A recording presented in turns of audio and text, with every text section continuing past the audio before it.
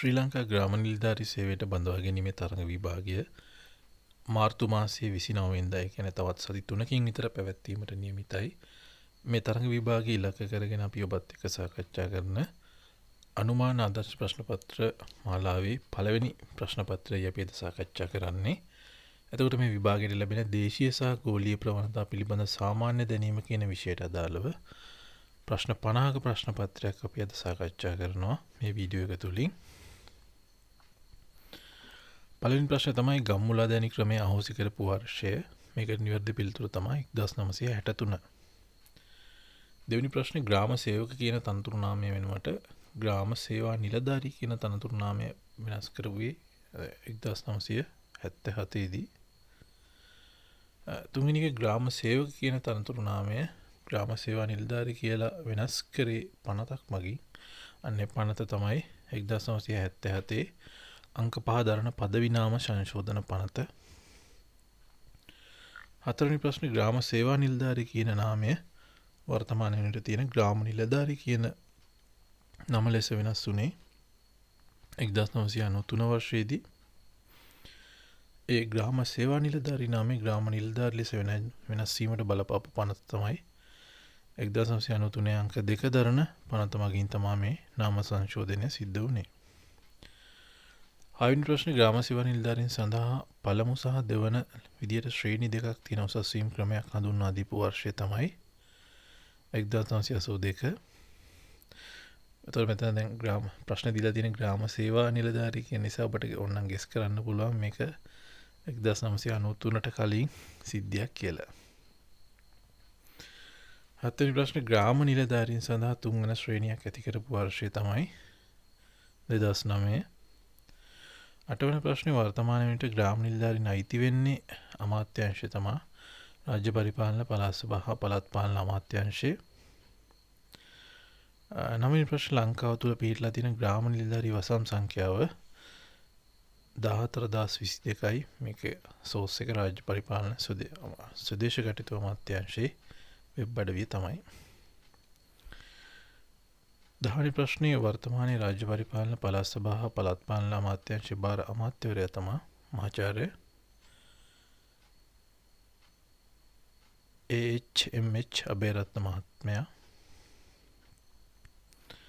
11 රාජ්‍ය තොරතුරු කේන්ද්‍ර අමතන්න පුළුවන් කෙටි දුරකථන අංකය තමයි 1919. විෂමද්‍රව්‍ය උදුර මෙරටින් තුරන් කරන්න ක්‍රියාත්මක වන ජාතික වැඩසටහන තමයි රටම එකට ජාතික මෙහෙයුම.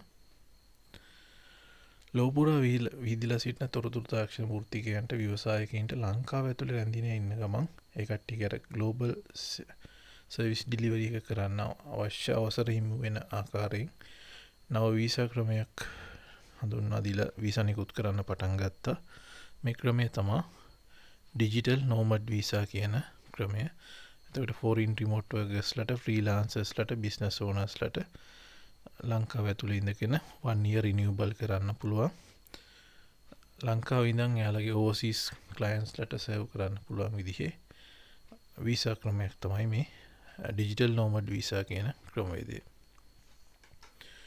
14 තමයි දිට්වා කියන පහුගිය දවස්වල ලොකු විනාශයක් කරපු සුලිකුණාටු සඳහා නම ලබා දීපු රට තමයි යෙමනය. 15 ඇමරිකා එක්සත් ජනපදයේ විසින් යුද මෙහෙයුමකින් අත්අඩංගුවට ගත්ත වෙනසුලානු ජනාධිපතිවරයා තමයි නිකලස් මදුරෝ. 16 වර්තමානයේ ඊශ්‍රායෙල් අග්‍රාමාත්‍යවරයා තමයි බෙන්ජමින් නෙතන්යාහු. 17 පහුගියදා ඇමරිකානු ඊශ්‍රායෙල් ඒකාබද්ධ ගුවන් ප්‍රහාරයකින් ජීවිතාක්ෂරපත් වෙච්ච ඉරානයේ උත්තරීතර නායකයා තමයි අයතුල්ලා අල් කමේනි. 18 ඇමරිකාව සහ ඊශ්‍රායෙල් ඒකාබද්ධව ඉරානය වෙත එල්ල කරපු ගුවන් ප්‍රහාරයෙන් පස්සේ ඉස්ලාමීය විප්ලවවාදී ආරක්ෂක බලකාය විසින් වහලා දානවා කියලා තර්ජනය කරපු සමුද්‍ර සංධිය තමයි හෝමුස් සමුද්‍ර සංධිය. භාෂා ගැටලු සම්බන්ධයෙන් පැමිණිලි ඉදිරිපත් කරන්න පුළුවන් කෙටි දුරකථන අංකය තමයි 1956. විස ලංකාවට ප්‍රථමයෙන්ම සිවිල් සේවය හඳුන්වා දීපු ආණ්ඩුකාරවරයා තමයි ෆෙඩරික් නෝත් මහත්මයා. 21 නොබෙල් සාමත්‍යය ලැබුණේ මරියා කොරීනා මචාඩෝ කියන වෙනිසුලාවේ වර්තමාන විපක්ෂ නායකවරියට. 22 ලංකාව ජාත්‍යන්තර මූල්‍ය අරමුදලේ මත නැත්නම් IMF එකේ සමාජිකත්වය ගත්ත වර්ෂය තමයි 1950. ජාත්‍යන්තර දූෂණ විරෝධී දිනය යෙදලා තියෙන්නේ දෙසැම්බර් 9 වෙනිදාට. ශ්‍රී ලංකා පුරවැසියෙකුට ශ්‍රී ලංකා රජය විසින් මෙරට ජාතියට කරපු සේවය සඳහා ලබා දෙන ඉහළම සම්මානය තමයි ශ්‍රී ලංකාභිමාන්‍ය කියන සම්මානය. ලංකාවේ පළවෙනි බහුකාර්ය සංවර්ධන ව්‍යාපෘතිය තමයි ගල්ඔය බහුකාර්ය යෝජනා ක්‍රමය. මානව සංවර්ධන දර්ශකයේ මත අපි කියනවා Human Development Index එක HDI එක නිර්මාණය කරන්න දායකත්වය දුන්න පුද්ගලයෝ දෙන්න තමයි. ඒ කියන්නේ පාකිස්තාන ආර්ථික විද්‍යාඥ මහබුබ් උල් හක් කියන මහත්මයා. අනිත් එක්කෙනා තමයි ආර්ථික විද්‍යාව සඳහා නොබෙල් ත්‍යාගයක් ගත්ත ඉන්දියානු ජාතික අමර්ත්‍යා සෙන් කියන මහත්මයා. 27/1990 දී මානව සංවර්ධන දර්ශක හඳුන්වා දෙන්න මූලික වෙච්ච ආයතනය තමයි එක්සත් ජාතීන්ගේ සංවර්ධන වැඩසටහනේ මත නැත්නම් අපි කියනවා UNDP එක කියලා. 2025 මානව සංවර්ධන දර්ශකයේ ලංකාවේ මානව සංවර්ධන දර්ශක අගය තමයි 0.776යි. ලංකාවේ වත්මන් නිල මිල දර්ශකය තමයි ජාතික පාරිභෝගික මිල දර්ශකය. 30 ලංකාව තුළ පිහිටලා තියෙන යුනෙස්කෝ ලෝක උරුම සංඛ්‍යාව 8යි. 31 බතික් මුද්‍රණ කලාව මෙරට අරන් ආවේ ඉන්දුනීසියාවේ ඉඳලා. 32 ලංකාවේ රජයේ සේවයේ ඩිජිටල් ගනුදෙනු පහසු කරන්න පහුගිය කාලේ අඳුන්වලා දුන්න මාර්ගගත ගෙවීම් වේදිකාවක්. එන්නත් අපි කියන ඩිජිටල් පේමන්ට් ප්ලැට්ෆෝම් එකක් කියලා. මේක හඳුන්වන නම තමයි GovPay. ලංකාවේ දෙවන කාන්තා අගවිනි සුරූරිය තමයි මුරුදු ප්‍රනන්දු මහත්මිය. පළවෙනි කෙනා තමයි ආචාර්ය ශිරාණි බණ්ඩාරනායක මහත්මිය. එක්සත් ජාතීන්ගේ පළමුණු ලංකාවේ නිත්‍ය නියෝජිතය තමයි සෙනරත් ගුණවර්ධන මහත්මයා. චිත්‍ර කලාව සම්බන්ධයෙන් පළමු වරට යුනෙස්කෝ සම්මානය හිමි කරගත්ත ලාංකිකයා තමයි ජස්ටින් පීරිස් දරණියගල මහත්මයා. 2025 ජාතික වෙසක් උත්සවය පැවැත්වුවේ නුවරඑළිය නගරය කේන්ද්‍ර කරගෙන. පෘතුගීසි ජාතිකයන් විසින් අතීතයේදී මෙරට හඳුන්වපු නම තමයි සීලන් කියන නම. 2024 ජනහා නිවාස සංගණනයට අනුව අඩුම ජනගහනයක් පදිංචිලා ඉන්න පළාත තමයි උතුරු පළාත. 2024 ජනහා නිවාස සංගණනයට අනුව අවම සාමාන්‍ය වාර්ෂික වර්ධන වේගයක් වාර්තා වෙන පළාත තමයි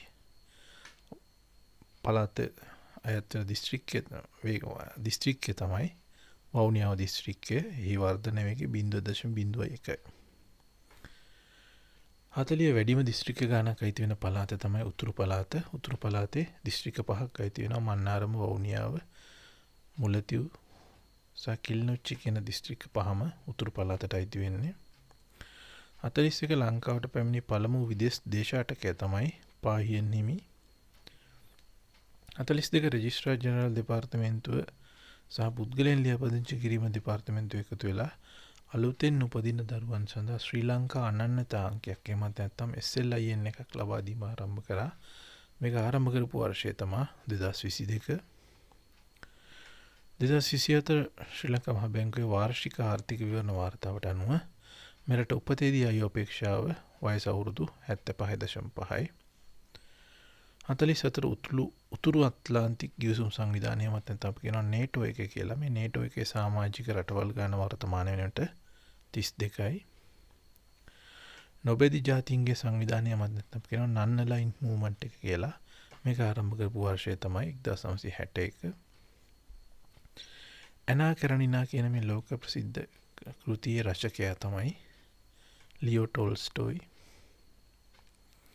සානු මහද්වීපය කියලා අපි හඳුන්වන්නේ අප්‍රිකානු මහද්වීපය. 2024 ශ්‍රී ලංකා මහ බැංකුවේ වාර්ෂික ආර්ථික විවරණ වාර්තාව අනුව ලංකාවේ මුළු භූමි ප්‍රමාණය වර්ග කිලෝමීටර් 67240යි. ලෝක ප්‍රසිද්ධ විද්‍යාංශික නවෝත්පාදකයෙක් වගේම චිත්‍ර ශිල්පියෙක් වෙන ලියනාඩෝ ඩා වින්සි මොන ජාතිකයෙක්ද කියලා අහනවා. එයා ඉතාලි ජාතිකයෙක්. 50 වෙනි සහ අවසාන ප්‍රශ්නය 2024 ශ්‍රී ලංකා මහා බැංකුවේ වාර්ෂික ආර්ථික විවරණ වාර්තාව අනුව ශ්‍රම බලකායේ ප්‍රතිශතයක් විදිහට සේවා වියුක්ති අනුපාතකය 4.4යි.